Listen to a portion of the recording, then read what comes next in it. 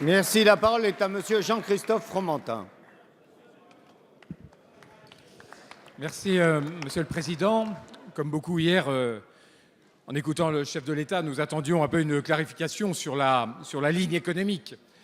Est-ce que la ligne économique du gouvernement, de l'État, est davantage la ligne du ministre des Finances, qui, me semble-t-il, prône le respect de la trajectoire de stabilité pour arriver à cet objectif difficile mais combien essentiel qui est de respecter dès l'année prochaine les 3% de déficit public?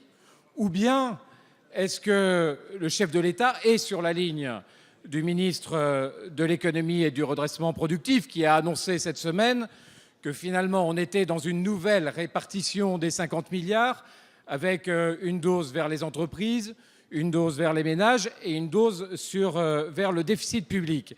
Là, je crois que la France n'a pas les moyens de se permettre des tergiversations ou en tous les cas des désaccords à l'intérieur de son gouvernement sur soit le respect de la trajectoire, soit cette nouvelle ventilation qui nous a été annoncée la semaine dernière. Moi, je voudrais, Monsieur le Premier ministre, savoir quelle est la vérité de votre gouvernement en ce qui concerne l'approche économique.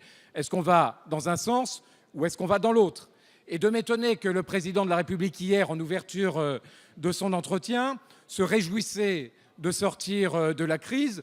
Quelle crise? Et vous le savez, une crise de la zone euro. Quelle crise, vous le savez, ne sera résolue si la France, comme d'autres pays, respecte cette trajectoire de stabilité. Donc la raison même qui donnait au président son optimisme en début d'entretien, il revenait lui-même dessus en demandant à l'Europe, dans la roue de Matteo Renzi, des éléments pour s'affranchir de cette trajectoire de stabilité dans laquelle, chers collègues, nous sommes officiellement engagés. Ma question est donc, où est la vérité entre deux écoles qui sont divergentes et, me semble-t-il, incompatibles, celle du ministre de l'économie et celle du ministre des Finances? La parole est à Monsieur Christian